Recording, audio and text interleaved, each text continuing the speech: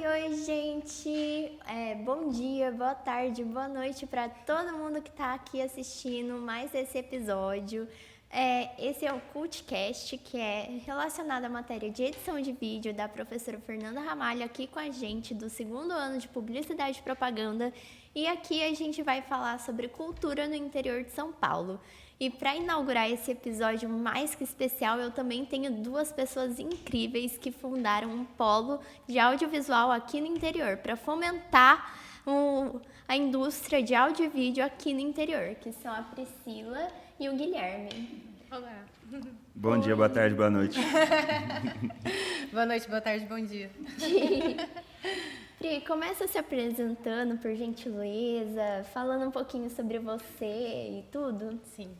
Bom, eu sou a Priscila, assistência de coração, que se aventura a tentar trabalhar com cinema aqui na cidade de Assis, no interior. Achei muito legal o tema, porque eu particularmente gosto bastante desse assunto, quando traz o cinema para o interior.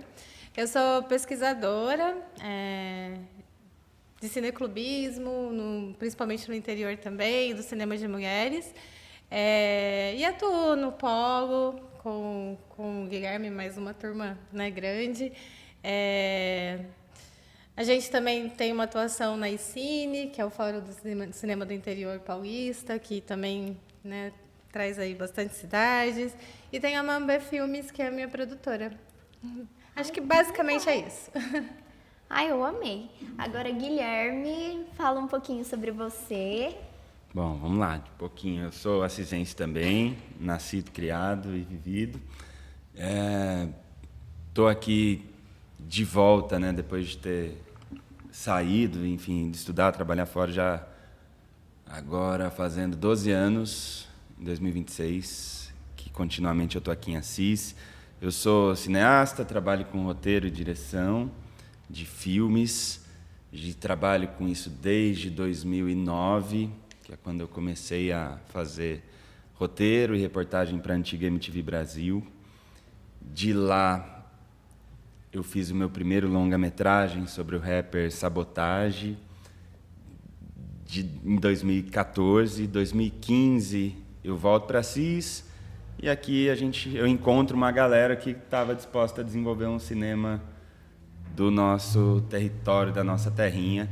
Foi quando eu conheço a Pri também, já ali em 2018, momento que a gente fazia filmes diversos para conseguir se manter através do audiovisual, então, desde publicidade, institucional, conteúdo, etc. E ficamos de 2015 até 2020, se não me engano, Pri?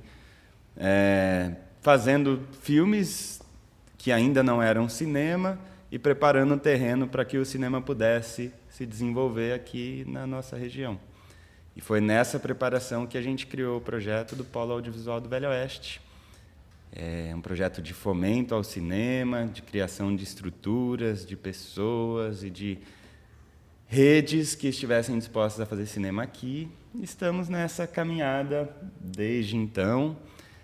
Como diretor e roteirista, minha primeira ficção foi o curta Ainda Restarão Robôs nas Ruas do Interior Profundo, esse nome longo e difícil, que foi filmado aqui em Assis. Acho que foi também a primeira ficção que a gente produziu dentro desse projeto. Foi um filme que rodou em mais de 30 países, foi finalista do Grande Prêmio do Cinema Brasileiro. Na sequência também, esse filme veio de uma parceria com o Daniel Rony, roteirista, que é meu parceirão dos filmes, das coisas que tenho feito, e desde então a gente vem trabalhando. Atualmente eu estou trabalhando no meu primeiro longa-metragem, que é o Jaguar Safari, e também distribuindo um filme novo que se chama Cana, que é uma coprodução entre Brasil e França, que deve estrear logo mais. Acho que é isso. Tô sentindo cheiro de novidade já. E como foi a sensação de criar um projeto assim de fomento no cinema numa região como a nossa, interior profundo, que geralmente a gente, vamos ser bem sinceros, muitas vezes a gente acaba não sendo valorizado por certos públicos e tudo mais. Nossa. Não é fácil, né? Eu acho que a gente começou com uma... acho que foi uma luta mesmo por políticas públicas, né? Acho que esse é o primeiro ponto, assim. Assim, o encontro dessas pessoas, essa vontade de não sair, né? Não fazer como é comum, né? Que aí o Gui fez, né? Essa ida e essa volta, mas esse é o comum, né? Então, acho que tem muita sabedoria dessas pessoas que se juntaram também, né? De tentar equilibrar as coisas, equilibrar, que alguém falou, a gente fez muito filmes que não eram ligados ao cinema, outros trabalhos também para conseguir sustentar. E, por outro lado, a gente também teve uma busca por políticas públicas, assim, uma discussão, integrando espaços onde se dava para discutir políticas públicas. A gente está num momento de mudança, né, dessas políticas públicas. Então, assim, a gente está tentando entender, o interior, né, está perdendo um pouquinho de espaço nessas disputas. E também tentando, enfim, abarcar também o mercado, tentando entender como que funciona como que funciona, né? Conseguir financiar um cinema aqui no interior. Não é fácil. Não é fácil. A gente Nem faz de perto. muitas pessoas trabalham em outras coisas para conseguir, né, também se manter na arte, no cinema. Acho que não é só com o cinema isso. Mas deu certo, né, até agora. E acho que é um pouco disso. Sim. Não sei se você quer concluir. Eu quero. Quando a gente começa a pensar esse cinema do interior, ainda não era moda, acho que é importante falar, porque acho que chegou agora numa situação da descentralização do cinema, no interior de Paulista, enfim, que tem uma visibilidade para essas produções interioranas, acho que muito por conta das buscas pelas identidades, Brasil afora, enfim. Acho que hoje a gente está num momento que já se caminhou muito para fazer esse cinema do interior existir, né? Naquela época era realmente, por que vai se fazer cinema no interior profundo? Aí a questão, para mim, foi muito importante, foi uma inversão dessa pergunta. Por que eu vou ser mais um fazendo cinema lá em São Paulo, onde já tem um monte de gente fazendo, e de onde os filmes que saem são todos iguais? Né? Nossa. Então, foi uma coisa de pensar o interior como um território cinematográfico inédito. Então, vamos pensar que os filmes que a gente vai fazer aqui ainda não foram feitos. Sim. Se os filmes saem do nosso cotidiano, do que a gente vê no nosso dia a dia, dos conflitos que a gente acessa na nossa comunidade, esses serão filmes inéditos, né? Então, é um universo estético e temático novo para o cinema do nosso tempo. Sim, nossa, é exatamente isso que eu tava pensando. Tipo, você tem um excelente ponto, porque a gente contando todas as histórias que acontecem no interior, a gente sai um pouco dessa curva, né? São Paulo é tipo tudo a mesma coisa, só cidades e prédios, e muitas vezes a grande maioria das histórias que são contadas em São Paulo são ligadas principalmente com tragédias, essas coisas. E daí a gente vinha aqui para o interior, a gente consegue contar as nossas próprias histórias. Fazer um cinema que é do nosso jeito. Sim, com certeza. E eu acho que uma outra coisa também é a gente conseguir criar um tripé, né? Que é formação, exibição e produção. Então, uma coisa vai alimentando a outra, né? Acho que aconteceu isso no interior, né? A gente tem vários festivais agora, tem vários cursos de formação. Que é isso, né? Hoje é comum a gente ver isso, mas não era quando a gente começou, e foi essa busca mesmo, né? Por identidade, acho que tem muito estereótipo, né, do interior. E eu acho que esse movimento todo veio para se colocar, né? Colocar o interior nesse lugar de originalidade também, né? De criatividade, de outras estéticas, enfim, acho que é por aí também. De desenvolvimento de um outro cinema em relação à linguagem, mas também aos meios de produção, né? Acho que é uma outra coisa que a gente também tem entendido que dá para ser diferente. Então, vamos pensar que filmar no interior é diferente em relação aos grandes centros na gestão do tempo. Então, o tempo que você gasta para ir de uma ponta a outra da cidade, de uma locação, de um set de filmagem até o outro, é diferente. O custo de vida das pessoas que moram aqui é diferente. O acesso nosso à alimentação, por exemplo, a gente fez filmes no ano passado, 2 longas, que a gente conseguiu comprar toda a alimentação, praticamente toda, dos produtores rurais direto da fonte. O produtor da carne, e daí por diante. Você tinha o quê? Quase 80 pessoas se alimentando cotidianamente.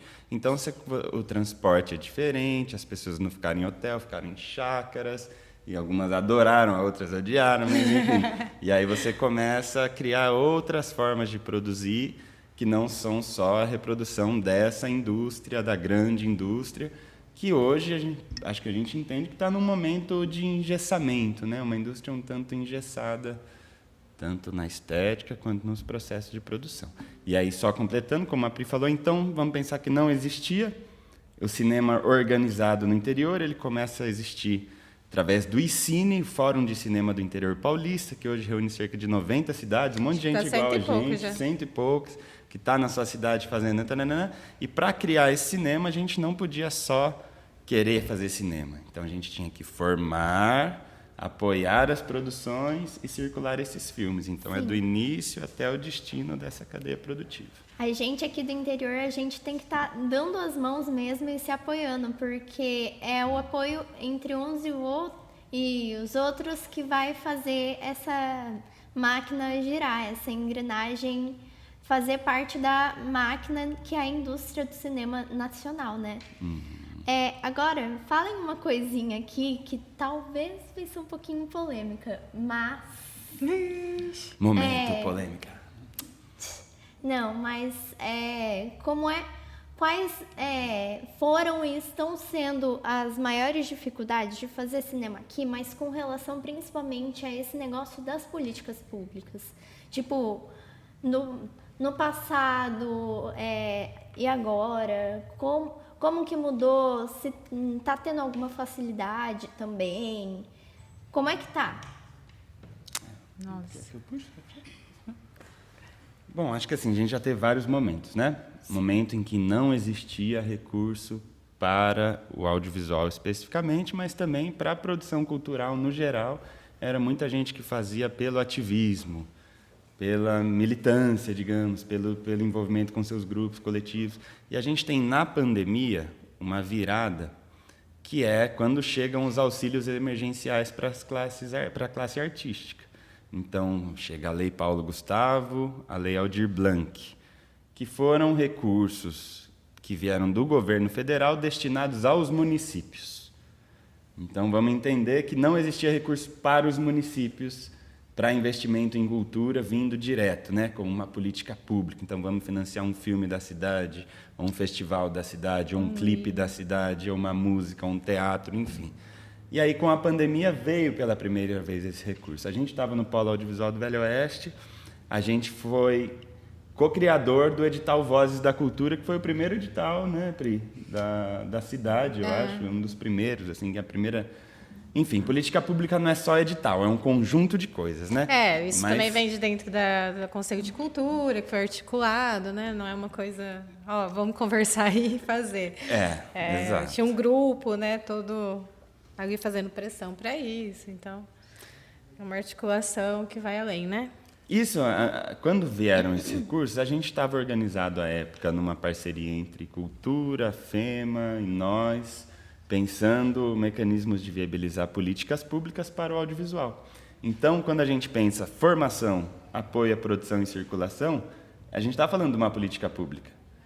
Que quer dizer, se é interessante para o município, para a economia do município, ter pessoas novas que vão trabalhar num mercado que está em ascensão, que é o audiovisual, que tem aderência com a juventude, é interessante para o município porque fomenta uma economia, retém os talentos, como a Pri falou, né? Se apoia a produção de filmes na cidade, você faz girar o transporte da cidade de aplicativos, hotéis, os restaurantes, a gastronomia, faxineiros, técnicos, eletricistas, produtores rurais, orgânicos, enfim, a economia da cidade gira com um filme. E se você faz um festival da mesma forma, né? Você proporciona acesso à cultura, a filmes que geralmente não chegam, você traz pessoas de fora, movimenta a economia, etc. e tal. Então, tudo isso, o Polo, ele é um projeto de política pública. Sim. Né? E aí, a nossa luta, né, nosso trabalho é para que ele siga existindo enquanto um projeto de política pública articulado com o poder público, porque é de interesse do município. A gente, enquanto classe, também tem interesse nisso, né? Mas é um interesse muito maior do que só de quem está fazendo os filmes. E aí, só completando um pouquinho, né? A gente teve esse ápice de política pública, e aí eu acho que uma das dificuldades agora é exatamente que esse recurso, eu acho que ele deu uma minguada, né? E aumentou a quantidade de grupos organizados, de pessoas que estão ali, né, tipo, aptas a pleitear um edital. E aí essa política pública não acompanhou, né? Porque ela vem com essa ideia de fomentar, e fomentou, né? Brotou, né, a sementinha ali em todo mundo. Mas o recurso realmente não tem acompanhado. Por mais que a gente tenha uma política pública, né, federal bem organizada, o valor, né, ele não acompanhou. E aí eu acho que isso é uma das dificuldades, assim. Agora tem assim os apoios que a gente tem que enumerar, assim, né, que é o apoio de alguns grupos, de algumas pessoas específicas. Porque, assim, às vezes você precisa usar a rua, às vezes você precisa usar coisas, às vezes você precisa de, sei lá, parceria com os produtores, por exemplo. Isso, assim... E, assim, poderia citar inúmeros, né, coletivos, órgãos. Mas, assim, por exemplo, o trânsito, né, sempre coopera. Então, assim, tem essas facilidades, essas parcerias, assim, que eu acho muito rica, assim. Tem sido muito rica, né? Para além, estou falando do dinheiro, da política pública. Essa recepção é muito legal, né? Muito legal, porque se a prefeitura, por exemplo, decide não ajudar, não colaborar com o bloqueio de uma rua para filmagem, a gente não faz a cena. E aí tem sido o contrário, a gente fechou um monte de rua para filmar e as pessoas estão adorando, estão passando, não, às vezes assim... enfim. O Tinta Guache, um curta que vai sair agora, a gente fechou o túnel, tipo, 6 horas da tarde, foi inédito, né? 5 horas da tarde, na verdade, das 5 às 6, assim, o trânsito, imagina, né? Meu Deus. E foi com o apoio, né, da Secretaria de Trânsito, da Secretaria de Cultura, isso foi muito, muito legal. Porque tudo dando certo, esse filme vai rodar o mundão, e a imagem de Assis que vai estar lá, né? E não só isso, acho que outras coisas se enumerar. O governo do Estado de São Paulo sempre foi um apoiador do projeto através de seus editais, né? Com todas as críticas que a gente pode fazer aos editais, mas realmente... Eles seguraram por um tempo. A gente teve apoio também da deputada Sâmia Bonfim, que é de Prudente. Ela já apoiou vários projetos nossos, festival, né? De equipamentos. Então, em várias esferas isso vai acontecendo. Cada vez mais difícil, mas está rolando. Nossa, que legal. Inclusive, eu não sabia que ela era daqui da nossa região, de tão perto. De muito perto. Porque eu também acompanho o trabalho dela nas redes sociais, que é a minha forma de conseguir acompanhar o que o Brasil está passando no momento, né? Já que eu quase não paro em casa. Mas agora vamos falar sobre as últimas obras, né? Que teve 2 longas rodando, né? Inclusive um tal de Não Nasci pra essa cidade. Sabendo. Vamos falar um pouquinho sobre isso? Vamos. Acho que a Pri pode começar porque hoje ela finalizou o filme dela. Quase finalizou.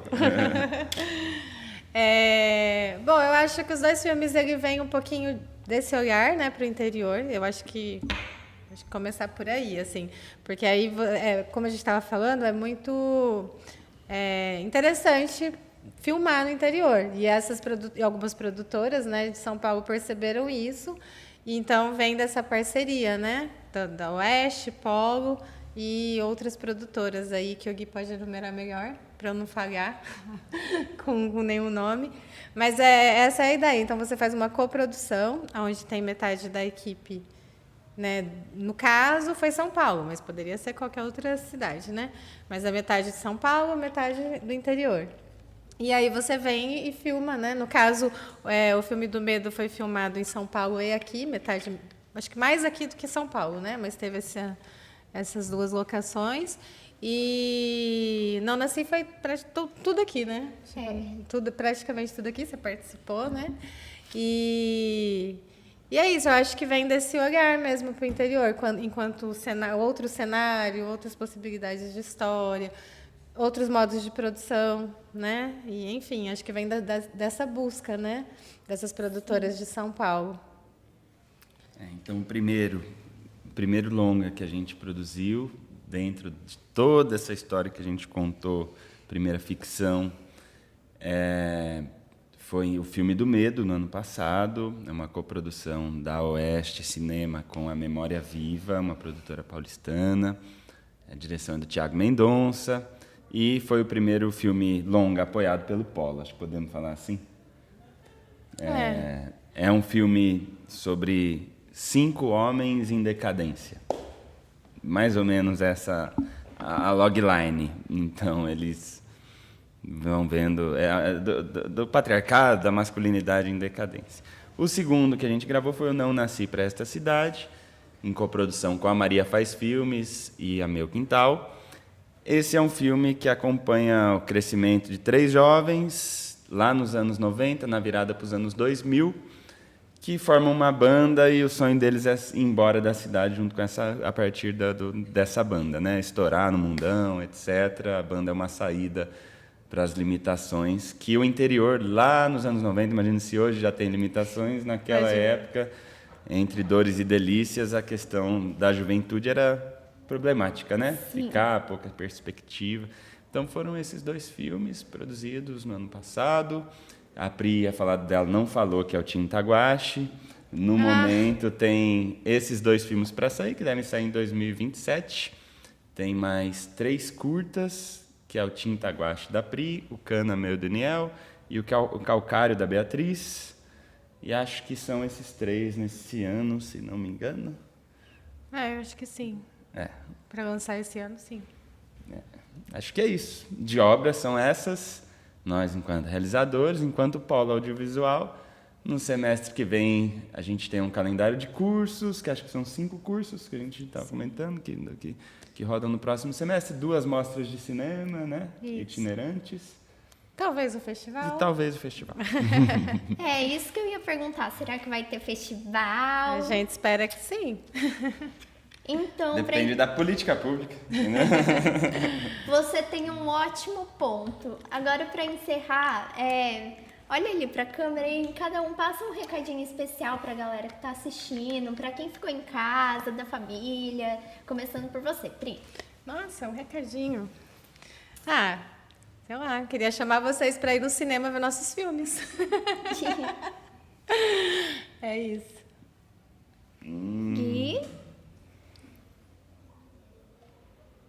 Nossa, difícil, né? né? Um recado assim, direto no olho do público. Bom, a gente tem um jargão que a gente puxa desde 2019 pelos interiores, que é: o interior é potente e cinematográfico. Então, vamos ficar com isso em mente toda vez que você, caipiro, for entendido ou estigmatizado como uma coisa simplória, né? Que não tem complexidade, não. O interior é potente, viu? E é cinematográfico também. Abre os olhos, os ouvidos. E o coração. E veja o cinema que está aí nas ruas. É isso, gente. Muito obrigada. Gostaria de agradecer a todo mundo que assistiu. Também mandar um beijo muito especial para toda a família da Oeste, toda a família que participou dessas produções, em especial Não Nasci para Essa Cidade, que foi aqui citado, Tintaguache, também Marmita, né? Que a gente esqueceu de citar. E vários outros. E é isso. Sigam as redes sociais da FEMA. E até a próxima. Tchau, tchau.